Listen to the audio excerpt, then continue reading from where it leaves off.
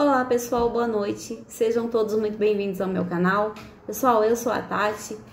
Pessoal, desde já quero te pedir que você se inscreva no meu canal, deixe o seu like. Já tô pedindo agora porque eu acabo esquecendo e você também esquece aí. É bem fácil, não vai custar nada pra você e vai me ajudar muito, ok? Dá essa moral aí pra gente. Pessoal, quero falar com vocês aqui sobre o ministro do STF, né? E o presidente do TSE, o Alexandre de Moraes. Pessoal, o Alexandre de Moraes aí, ele tem sido aí alvo de muitas críticas, né? E tem uma entrevista aqui que eu tava vendo na revista Oeste, tá, pessoal? Um site muito confiável, tá? E assim, ó, tá falando aqui, pessoal, sobre as críticas, tá? Do jornal norte-americano, tá? O New York Times, tá? Tá falando aqui, ó, jornal norte-americano alerta para autoritarismo do ministro, tá? Pessoal, tá ficando tão chato isso, tão feio as arbitrariedades que estão acontecendo no Brasil, que os jornais estrangeiros aí estão comentando, estão falando sobre o que está acontecendo no Brasil, estão assustados também, né? Estão todos alertas com medo aí de uma implantação de uma ditadura, de um regime ditatorial aí no Brasil, ok? Olha, fala assim, ó, o jornal norte-americano New York Times voltou a falar sobre o ministro Alexandre de Moraes do Supremo Tribunal Federal. Uma reportagem publicada neste domingo, dia 22 de janeiro, alerta para os perigos das táticas agressivas usadas pelo magistrado contra os conservadores, tá? Olha, tá falando aqui, ó, Moraes impulsionou investigações e processos, bem como o silenciamento nas redes sociais, tá? De qualquer pessoa considerada por ele uma ameaça às instituições brasileiras, tá? Diz o correspondente do jornal no Brasil, Jack Nicas. Abre aspas. Para muitos da esquerda brasileira, isso fez dele o homem que salvou a jovem democracia brasileira. Nicas ressalta, contudo, que parte considerável da população brasileira também considera o ministro uma ameaça. A abordagem agressiva e a expansão da autoridade de Moraes fizeram dele uma das pessoas mais poderosas do país e também o colocaram no centro de um debate complicado no Brasil sobre até que ponto se pode ir para lutar contra a extrema-direita, observou. O correspondente do jornal lembra que Moraes... O correspondente do jornal lembra que Moraes já ordenou prisões sem julgamento por ameaças publicadas nas redes sociais. Liderou o voto que sentenciou o deputado federal Daniel da Silveira, do PTB, do Rio de Janeiro, a quase 9 anos de prisão por ameaça ao STF. Ordenou busca e apreensão contra empresários com poucas evidências de irregularidades. Suspendeu o... Deixa eu ver o que saiu.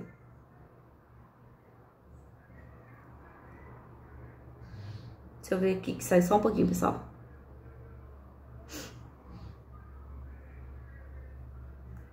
Aqui. Suspendeu o governador eleito Ibanez Rocha e bloqueou monocraticamente dezenas de contas e milhares de publicações nas redes sociais sem transparência nem esforço para recurso. Na sua caça em nome da justiça, depois das manifestações deste mês, Moraes se tornou mais audacioso, escreveu Nicas.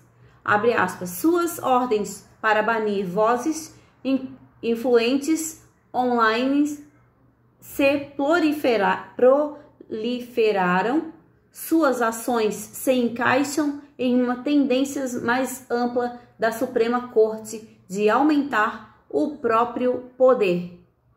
Pessoal, o Moraes, ele tá aí calando, né, várias pessoas, né, nas redes sociais, várias pessoas que eu seguia, que eu conhecia, que, assim, que eu ouvia as análises políticas, vários conservadores. Hoje eu já não acho mais no YouTube, né? Já temos que estar entrando aí em outras plataformas, novas plataformas, na verdade, né? Para poder ter acesso a essas pessoas.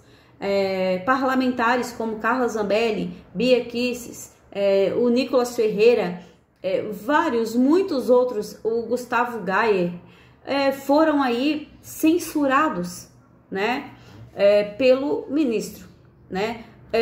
Ou seja, ele, quando se dá muito poder, né, para um ministro do STF, ou para um presidente, ou para um parlamentar, isso não é bom, porque ele sozinho tá aí delegando e escolhendo o que é certo e o que não é, né? O que é fake e o que não é, o que é verdade e o que é mentira. Então, isso não vai acabar bem, né? E isso tanto não vai acabar bem que os jornais estrangeiros estão noticiando sobre as arbitrariedades dele, né?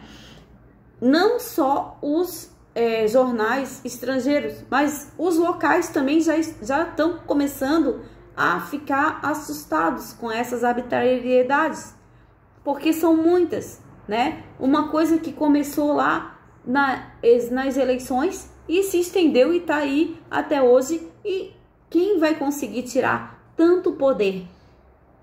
Ele não vai largar isso, porque depois que a pessoa tem o gosto de ter o poder sobre tudo, dificilmente vão conseguir tirar da mão dele isso aí, certo? Então, o jornalista do jornal estrangeiro está aí falando que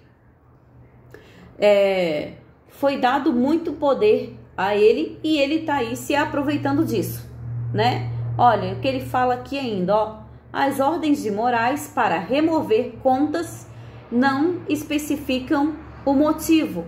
De acordo com uma cópia de uma ordem obtida pelo jornal, escreveu o correspondente, acessos às contas proibidas no Twitter levaram a uma página em branco e uma mensagem contundente. A conta foi retida no Brasil em resposta a uma exigência legal. Os donos das contas são simplesmente informados de que estão suspensos devido a uma ordem judicial e devem considerar entrar em contato com um advogado. Ou seja, é de assustar mesmo, né? Porque você olha, de repente você tem ali um canal no YouTube ou você dá a sua opinião sobre alguma coisa e de repente um belo dia você vai entrar ali na tua conta do Instagram ou do Twitch ou do YouTube, aí você olha ali e tem uma mensagem para você. Olha, você está impossibilitado de entrar na sua conta e procure um advogado, né? Quem mandou? Aí você vai procurar, o teu advogado não tem acesso ao processo, né? Porque isso aí era o que estava acontecendo, os advogados não estavam tendo acesso ao processo, né? As pessoas chegavam na Polícia Federal quando eram convocadas a depor, chegavam lá, não sabiam por que estavam ali, que foi o caso da Bárbara do Te Atualizei, que falou isso aí, que quando ela chegou na Polícia Federal, nem a polícia sabia direito o que perguntar para ela, certo? E foi desmonetizada, tá sendo aí alvo de um processo que nem ela sabe o porquê. Ela fala que tá escrito lá que foi porque ela seguia outras pessoas que falavam sobre política, né? Então, claramente parece mais uma perseguição política, né? Não faz sentido eu estar aqui dando minha opinião e de repente alguém chegar e falar, olha, você está sendo processada. Processada pelo quê? Por dar minha opinião? não existe isso no Código Penal brasileiro, né? Não existe esse processo, não existe esse crime, certo? Então, ainda mais um crime onde ele faz tudo, né? O Alexandre de Moraes, ele processa, ele julga, ele prende, ele é o acusado, né? Então, acaba que passou um pouco. Eu acho que eles perderam a mão e agora estão aí sendo julgados e mal falados, tanto no Brasil quanto fora, né? Tanto que esses ministros já não conseguem mais sair e ir num restaurante, nem no Brasil e nem fora do Brasil, né? Sendo que isso é uma pena, porque eram pessoas que deveriam ter o máximo do nosso respeito, né? E perderam, porque perderam também aí a noção de onde que deveriam aí ficar, né? Que nos seus devidos lugares. Antes a gente não sabia quem eram os ministros do STF, quase não se ouvia falar em STF, né? E TSE. Hoje em dia você não sabe aí a escalação do time de futebol brasileiro, mas você sabe aí o nome dos 11 ministros do STF, né? De tanto que se colocaram em alta, em destaque, né? Então, pessoal, tava vendo aqui também na CNN uma notícia sobre isso, ó, para você ver como não é só os não é só os jornais estrangeiros que estão noticiando, que estão aí assustados, os brasileiros também, ó. E na CNN, tá? Especialistas comentam se decisões de Moraes após atos são corretas ou exageradas. Isso na CNN, né? Eles estão debatendo aí sobre as decisões dele, certo? Olha, em painel promovido pela CNN na quarta-feira, o advogado criminalista, o professor da FGV de São Paulo, Celso Vilardi, e o ex-presidente do Tribunal de Justiça de São Paulo, TJSP, Ivan Sartori, e o advogado criminalista Antônio Carlos de Almeida Castro, Cacai, debateram se as medidas tomadas pelo ministro Alexandre de Moraes do Supremo Tribunal Federal após os atos criminosos em Brasília no domingo, dia 8, são corretas ou exageradas. Desde a invasão na sede dos três poderes, o ministro determinou, dentre outras medidas, o afastamento do governador do Distrito Federal, Ibanez Rocha, a prisão do ex-comandante da Polícia Militar do DF, Fábio Augusto Vieira, e a prisão do ex-secretário de Segurança Pública do Distrito Federal, o Anderson Torre.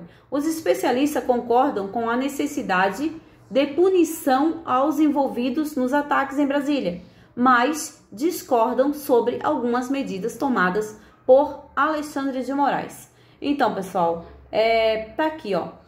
Estamos vivendo, tá? Abre aspas aqui. Estamos vivendo um momento excepcional, talvez uma das maiores barbáries que o país já viu. Acho que houve uma reação forte do Poder Judiciário e por parte de todas as autoridades. Estou de acordo com algumas medidas que o Supremo está tomando, mas eu quero ressaltar que eu defendo arduamente a punição dos criminosos que praticaram nos atos domingo, mas precisamos tomar cuidado com excessos.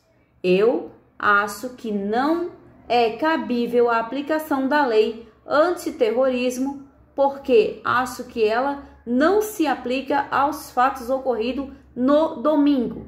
O ex-presidente do TJSP, Ivan Sartori, ressaltou a necessidade de punição, mas salientou a importância do respeito ao princípio do juiz natural, que garante a imparcialidade ao órgão que irá fazer o julgamento. Abre aspas, tem que repudiar esses atos violentos que aconteceram de uma minoria radical. Isso tem que ser punido severamente. Eu apenas penso que deve ser respeitado o juiz natural e o Supremo não tem respeitado. Olha só o que ele está falando aqui, tá? O julgamento do governador pertence ao Superior Tribunal de Justiça. Com relação ao Anderson Torres, cabe ao Tribunal de Justiça do Distrito Federal. As medidas em si deveriam ser tomadas, mas penso que o juiz natural tem que ser respeitado e o Supremo não tem respeitado, tá? Ó, já Antônio Carlos de Almeida Castro, o Cacai, você sabe quem é o Cacai?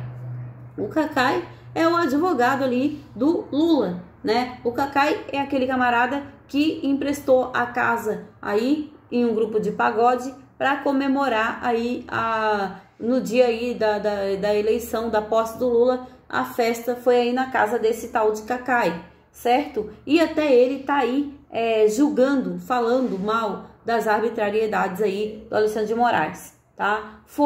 Olha, ele falou aqui, ó, foi mais incisivo em repudiar os ataques e disse que o ex-presidente Jair Bolsonaro, PL, também tem que ser responsabilizado. Estamos no meio de uma tentativa de golpe de Estado, a realidade é ímpar. Estamos vendo o fascismo aflorar da forma mais violenta. Tivemos a ocupação dos 3 poderes.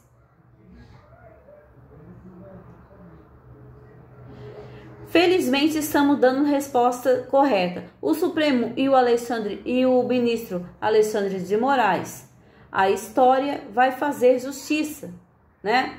E falar aí que esse povo tem que ser punido e tem que ser responsabilizado aí as pessoas que estão aí que fizeram parte desse quebra-quebra ali em Brasília, tá? O Cacai, ele reclamou aí, né, ele reclamou do Alexandre de Moraes, tá?